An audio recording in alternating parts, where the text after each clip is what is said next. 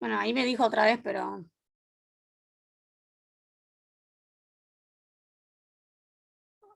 Seguimos.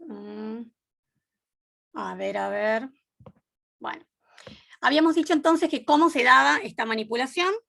Dijimos que se da a través de gestos, a través de actos, de signos, símbolos, todos sobre los actores, ¿no? Hay que tener en cuenta que estos actores ignoran ser objeto de manipulación. Esto es fundamental, chicos, que lo tengan en cuenta. Estos actores sociales ignoran que son objeto de manipulación. ¿Por qué? Porque dijimos que era un mecanismo de imposición, la manipulación, y justamente este particular mecanismo de imposición lo que justamente genera, lo que provoca es adhesión o rechazo. Obviamente que esta adhesión o este rechazo se da desde las sombras, oculto, y penetra en cada uno de los actores sociales de manera inconsciente. Eso es fundamental. Entonces, esa manipulación como un mecanismo de imposición se da en los actores sociales, pero los actores sociales ignoran ser objeto de la manipulación.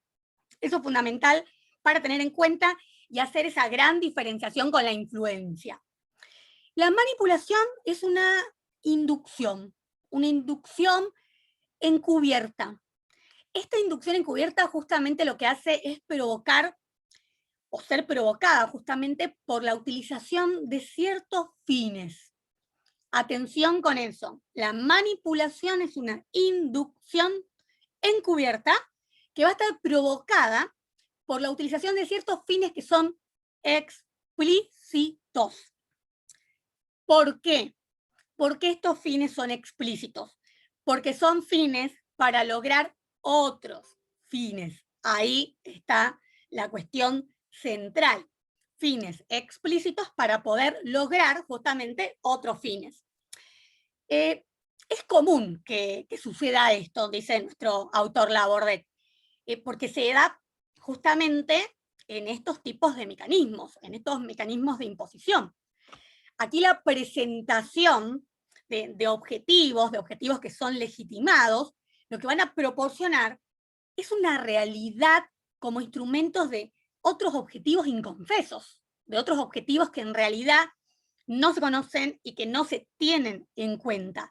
Es por esto que el autor Labordet hace hincapié en la manipulación como una inducción encubierta provocada por la utilización de fines explícitos y de fines explícitos para lograr otros fines. ¿Se va comprendiendo? Yo creo que esto quede muy claro porque hay que hacer esa gran diferenciación entre manipulación e influencia, porque si no luego cuando ustedes estudien es como que parecen que son términos totalmente similares y no es así, y Labordet lo deja muy bien en claro. ¿Van comprendiendo, chicos, los que están presentes? Sí. Bien. Dice Labordet también que no es nada fácil, que no resulta fácil en realidad determinar la existencia de la manipulación. Ojo con esto, atenti, atenti, atenti. No es fácil determinar la existencia de la manipulación. ¿Por qué? ¿Por qué no resulta fácil? Precisamente por su característica principal. ¿Y cuál es la característica principal de la manipulación? El ocultamiento de su operatoria y de sus fines. Ahí está la cuestión. Esa es la característica principal de la manipulación. El ocultamiento de su operatoria y de sus fines. Es por esto que decíamos hoy, al principio, de que los actores sociales terminan en realidad ignorando que son objeto de una manipulación. También esta cuestión de que en la negación se da esto de que no se puede saber de qué se trata. ¿Se va comprendiendo? Sí, profe. Bien. ¿Solo ella contesta? ¿Nadie más está? ¿Quién es la que contesta? Silvina, ¿no? Sí, profe. Silvina. Profe, se entiende, sí. Yo también. Bien, van entendiendo porque miren, hay conceptos nuevos, ¿no? Entonces, ¿cuál dijimos que es la característica principal que tiene la manipulación? El ocultamiento. El ocultamiento, ¿de qué? De la manipulación, de esos mecanismos que utilizan Muy bien, para claro, claro, porque es un manipular. mecanismo de imposición. La operatoria, sus fines, espectacular. Bien, además dice Laborde, el ocultamiento en la negación de lo que es. Eso es fundamental también, en la negación de lo que es, en la suplantación de su naturaleza por el disfraz de lo que pretende ser. Entonces, la negación de lo que es, y además en suplantar su naturaleza por un disfraz de lo que pretende ser. En realidad, es un discurso, digamos, de doble lectura, dice el autor, entre el manipulador y el manipulado. Ojo ahí, un discurso de doble lectura entre quién es el manipulador y quién es el manipulado, que ya sabemos que él lo ignora. La clave de la manipulación está en el engaño. Ahí está la clave. Eso es fundamental entender. Lo habíamos dicho en esa clase donde dimos inicio. Sí. Bien. Con esta manipulación lo que intenta en realidad Laborde es provocar consecuencias, se intenta, ¿no? Con la manipulación, no es que la intenta Laborde, lo que se intenta es provocar consecuencias más complejas que las aparentemente buscadas, dice él. ¿Por qué? Porque uno, a través del engaño, termina logrando fines que quizás no buscaba al principio, aparentemente, pero los termina logrando. La dificultad principal de la manipulación en descubrir y analizar procesos manipulatorios, ¿en qué radica? Esto es fundamental que se comprenda. ¿En qué va a radicar, ¿sí?, la dificultad principal de la manipulación? En el secreto, en lo que está secreto, oculto, su accionar. La dificultad principal en descubrir, en analizar lo que es la manipulación o los procesos manipulatorios va a radicar justamente en esto, en el carácter de lo secreto, del oculto, del accionar en forma global. ¿Sí? Vamos a ver un ejemplo, ¿sí?, para que se pueda ir entendiendo esto más gráficamente. En lo que es nuestra realidad social, en lo que es la sociedad, tenemos innumerables ejemplos, en realidad, que tienen que ver con la manipulación, aunque uno quizás a veces piensa que no. Los que se dan, por ejemplo, en las acciones sindicales, patronales, o sea, en los sindicatos, donde se utilizan procedimientos de movilización hasta alcanzar la huelga. Se está evidentemente ejerciendo presión en pos de determinados objetivos. Esos objetivos son explícitos. Objetivos explícitos porque tienen fines explícitos, precisos. Pero si estos mismos hechos, ¿sí?, estas acciones, sirven para esos actores, para otros actores, como instrumentos desestabilizadores de una política, o puede ser de un gobierno, o es una mera función latente, es una variante tácita, o es que en definitiva todo esto depende del punto de vista del participante y del observador.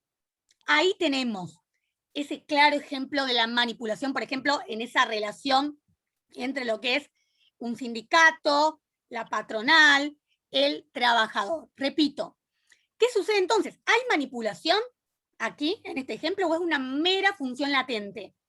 ¿O es una variante tácita? O, en definitiva, todo depende del punto de vista del participante y del observador. Eso es lo que dice Laborde. ¿Se les viene a la mente algún ejemplo de manipulación?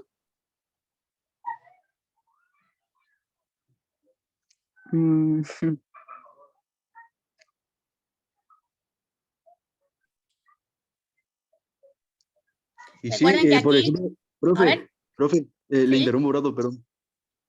Cuando por ahí hay muchos movimientos sociales que utilizan a la gente y que no, o sea, que no saben ni para qué van, pasa a veces. Es un ejemplo de que le manipulan a la gente, no sé si me explico, Ajá, o a no ver, está muy habría que armarlo, pero claro. entiendo lo que querés decir. Vos decís, por ejemplo, Sí, en algunas eh, manifestaciones grandes donde hay personas que, actores sociales, ¿no? Quizás uno, si es- les preguntan en ese momento, ¿por qué están aquí? ¿Están apoyando la causa? Dicen, la verdad es que nos trajeron, no sabemos para qué vinimos. ¿A eso te referís? Ujú, pasa, sí, sí. Perfecto. ¿Quién es el que Es habló? un ejemplo, ¿Nico? No, Ramiro. Ramiro. Gracias, Ramiro. ¿Alguien más? ¿Se le ocurre otro ejemplo?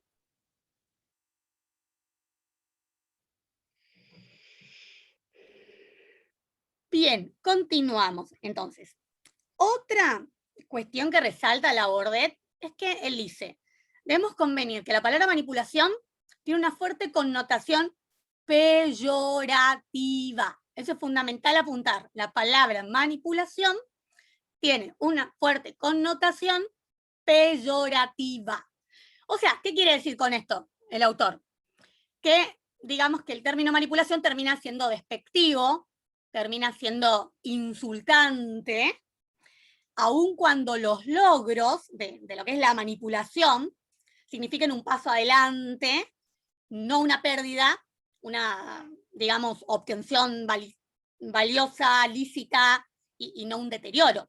Pero la palabra manipulación tiene una fuerte connotación peyorativa, es decir, despectiva e insultante. ¿Vieron? Ustedes, si recuerdan, ya han estudiado a qué se refiere la influencia. Igual ahora rapidito vamos a hacer un repaso de todo cuando terminamos también lo de coacción. Ustedes pueden ir comparando. La profe acá está refiriéndose a otras cuestiones con la manipulación que son muy distintas a la influencia. Otra cuestión que dice la Bordes es que es tan bajo el lugar que ocupan los marcos normativos de las diferentes sociedades, de los diferentes sistemas sociales, que la manipulación puede ser utilizada como medio de descalificación de distintas acciones.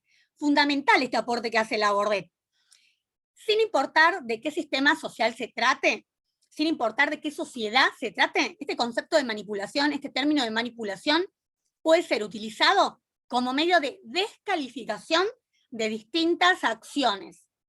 ¿Por qué? Porque el rótulo de manipulación puede actuar como acción manipulatoria si funciona como mecanismo descalificatorio de otros. Vuelvo a repetir esto. El rótulo de manipulación, dice la Bordet, puede actuar como acción manipulatoria si funciona como mecanismo descalificatorio de otros. ¿Se comprende? ¿Vieron qué complejo termina siendo? ¿No? Comenzamos diciendo la manipulación, mecanismo de imposición a través de determinadas conductas como gestos, actos, signos.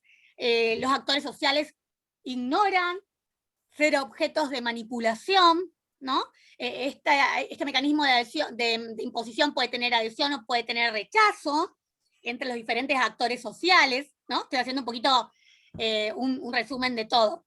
La clave de la manipulación está en el engaño, eso es fundamental, pero la característica principal radica en el ocultamiento de su operatoria y de sus fines, en la negación de lo que es, en suplantar su naturaleza por el disfraz de lo que pretende ser.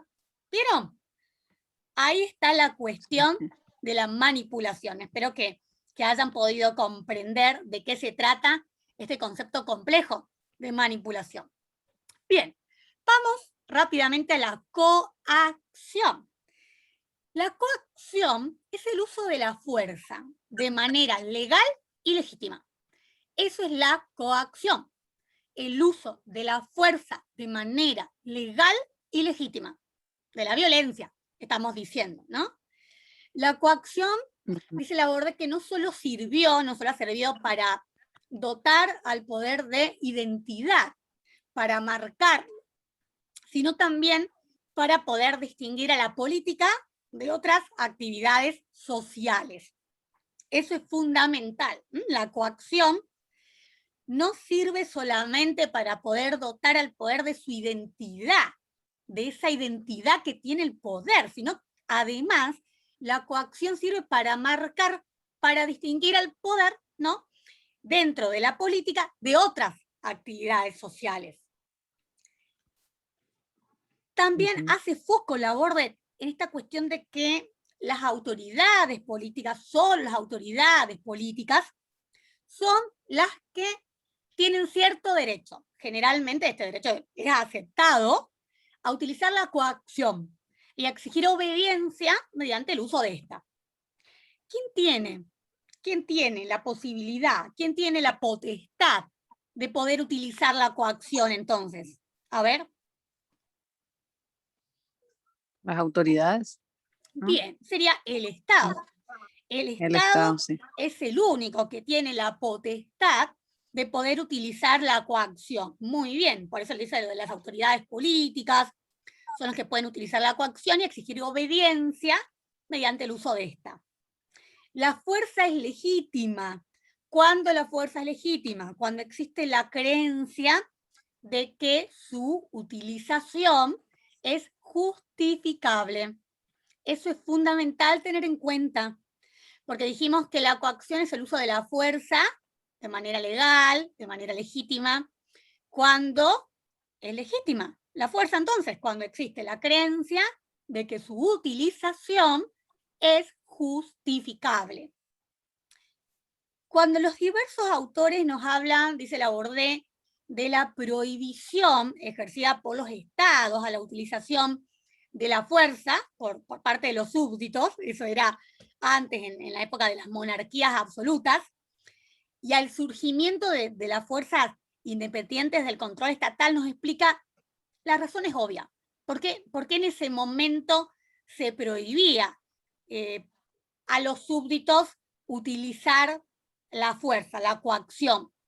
Cualquier gobierno que no puede sofocar cualquier desafío a su autoridad es derribado. La fuerza es el fundamento de la soberanía, ¿no? Esto en la época de las monarquías. Hay un poquito la explicación, ¿no? Digamos que la Bordet hace referencia a esto para que se comprenda por qué de esta manera cada uno de nosotros, cualquier actor social, no puede hacer uso de la coacción, ¿no? Porque ahí rápidamente la autoridad que tiene cualquier gobierno sería derribado. Imagínense si cada uno de nosotros va a poder hacer uso. Vamos a terminar haciendo abuso, en realidad, de lo que es esta fuerza, el uso de la fuerza. ¿No es así? Sí. Entonces tiene que quedar muy en claro la coacción, el uso de la fuerza, o sea, de esta violencia de manera legal y legítima, y que sirve para dotar al poder de identidad, para marcarlo y también para distinguir a la política de otras actividades sociales. Hay que hacer, digamos, esta gran aclaración, dice la Bordet, que esta tipología o solo una tipología, aunque sea lo suficientemente amplia, inclusiva, convergente como es la que ha elaborado la Bordet, puede rescatar, puede recuperar, digamos, la rica trama del poder. Eso es lo que hizo la Bordet. Claramente que la Bordet pudo rescatar y pudo recuperar esa rica trama que tiene el poder. ¿Por qué? Porque nosotros hemos visto, lo han visto con la profe Flavia y ahora conmigo, las formas operativas que tienen cada uno de estos elementos que hacen a la trama del poder. Por ejemplo, con la influencia, en la atmósfera decisional que inviste la influencia, los mecanismos obligatorios que tiene la autoridad, ¿sí? El influjo de la autoridad en cuanto a imposición consentida, aceptada, ¿no? Autoridad consentida, aceptada, legítima. El influjo deliberadamente secreto que tiene la manipulación, que vimos hoy, que puede llegar hasta los confines más aparentemente inaccesibles, y el empleo de la fuerza y la violencia en las formas más duras del poder, que es la coacción. Todo esto, lo que han dado con la profe Flavia y ahora lo que han dado conmigo, todo esto es poder. Todo es poder. Todo es imposición, como medio, como fin, como valor. Repito, todo esto. Lo que han aprendido con la profe Flavia y conmigo es poder, es imposición, como medio, como fin, como valor. ¿Se comprendió? Sí, profe. Bien, profe. eran 2 temas complejos, el de manipulación y coacción, así que ahora quiero escucharlos, a ver algún ejemplo, más que se les haya ocurrido de manipulación, de coacción, alguna duda que tengan, porque la clase que viene, que les toca con la profe Flavia, ella ya comienza otro tema, ¿sí? Con respecto al poder, ¿no? Que ya tiene que ver más con la estructura, y luego continúo yo con la parte que me toca, pero ya se comienza otro tema, así que esto tiene que quedar bien cerrado. Yo quiero saber si ustedes están leyendo, si les cuesta, si pudieron acceder al material, si lo compraron, que no sé si la profe Flavia les habrá dicho que está en Copy Harry, ¿no es cierto? No, yo, eso es lo que le iba a preguntar, profe, ¿cómo es el nombre del libro del cual ella habló? Porque, para poder conseguir, porque en mi caso me va a ser difícil, Sí. o sea, comprarme una copia. Perfecto. La librería Solicitar una Copy copia. Harry, yo después les pongo, todos están en el grupo de WhatsApp, ¿no es cierto? Ajá. Bien, después les digo, yo pregunto a Copy Harry cuánto está el precio para que ellos me digan y cómo ellos lo tienen guardado, ¿no? Ustedes, eso les voy a confirmar bien, casi seguro que lo guardaron como El Poder, Instituto Saavedra, pero luego les confirmo bien y les digo el precio, ¿sí? Pero lo venían guardando así, como el libro El Poder del Instituto Saavedra. Pero más tarde ahora les mando un mensajito a Copy Harry, así les digo el precio y ustedes ya saben. Así pueden ir a buscar el material, porque el material no está digitalizado, por eso no se lo subimos, ¿saben? Pero para que ustedes puedan ir leyendo de manera más amplia, ¿sí? Porque es un material complejo. El autor es un autor, vieron que él hace mención a otros autores, porque esta materia antes la dábamos en tercer año, con otro nombre, en tercer año la dábamos a este contenido, ¿no? A este autor. Y bueno, tercer año ya existe un bagaje, ¿no? Bastante amplio de conocimientos. Ahora se da en primer año, ¿no? Cuando cambió el plan de estudio, entonces nosotros sabemos que les cuesta y es totalmente entendible que les cueste, por eso que si fuera presencial, bueno, les diríamos, pregunten, no tenemos esa posibilidad, bueno, pero tenemos los Zoom, así que queremos realmente que ustedes hagan las consultas de qué nos entendió, si lo leyeron, si no lo leyeron, todas esas cuestiones nos interesan con la profe Flavia, ¿saben? ¿Hay algo que no hayan entendido?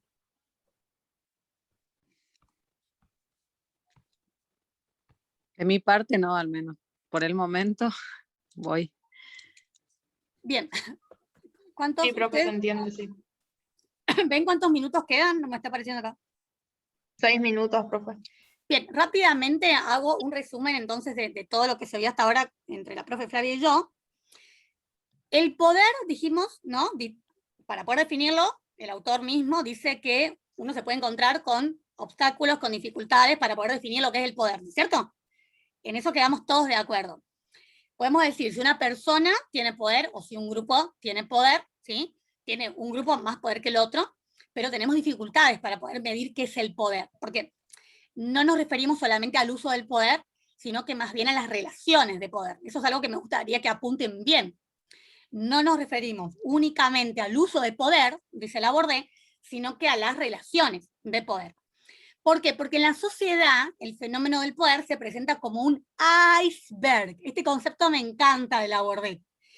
En la sociedad el fenómeno del poder se presenta como un iceberg. El volumen más importante, el más significativo, subyace oculto, está sumergido. No sé si ya lo han leído. En la sociedad, el fenómeno del poder se presenta como un iceberg. ¿Vieron el iceberg que chocó el Titanic? ¿Por qué? Porque el volumen más importante del poder, el más significativo del poder, subyace oculto, está sumergido.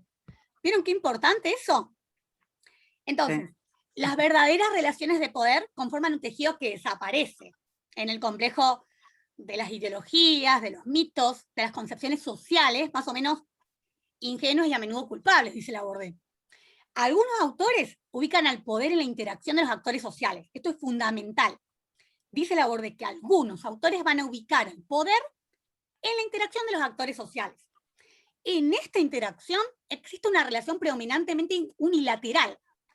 Esto hay que apuntar muy bien. En esta interacción de los actores sociales hay una relación predominantemente unilateral. Esto sugiere que A determina conductas de B, que éste no hubiera producido sin la intervención de A. Repito, entonces, en esta interacción entre los actores sociales existe una relación predominantemente unilateral. ¿Por qué? Porque esto sugiere que A determina conductas de B, que esto no hubiera producido, no se hubiera producido sin la intervención de A. ¿Se comprende? Sí. El estudio Sí, profe. acerca del poder, acerca de los poderes, siempre estuvo circunscripto al Estado, a los gobiernos, a las macroinstituciones sociales, formales, ¿no? Por eso era necesario encontrar un dinamismo propio, el dinamismo real de los comportamientos sociales y que tiene el poder. En este sentido, y cuidando, digamos, no cosificar a este concepto de poder, David Histon, el politólogo, nos dice que el poder, como se ha reconocido desde hace mucho tiempo, es un fenómeno de relaciones. Eso dice Histon. David Histon dice que el poder es un fenómeno de relaciones. No es una cosa que alguien posea. Entonces, conclusiones que podemos llegar. El poder es social, implica relaciones sociales. El poder constituye dominación, hay relación dominante-dominado. El poder indica una voluntad de ejercicio del mando. El poder implica obediencia, sea esta obligada, inducida o aceptada. Y el poder se distingue por las sanciones. Esto es fundamental. El poder se distingue por las sanciones, sean positivas o negativas. ¿Les sirvió, chicos, el repaso? Sí, profe, sí, sí. Muy bien ¿Puedo explicado. comprender? ¿Cómo? Sí. Sí, profe. Igual está en el aula virtual, ¿no? Poner, si uno por ahí ¿La grabación? quiere, no, el material, digamos. No, no, eso por eso les dije. No tenemos el material digitalizado. Lo que tenemos son fragmentos que le vamos pasando, que ahora yo les voy a pasar un resumen de todo, les voy a armar un resumen de todo lo que dieron con la profe Flavia y lo que dieron conmigo, un resumen, ¿sí? Pero no, el libro digitalizado no está, por eso les decía que les voy a decir en Copy Harry con qué denominación lo van a encontrar y cuánto cuesta para que puedan comprarlo, ¿saben? Sí, profe. Lo que hay en el aula, más lo que voy a subir, solo son resúmenes.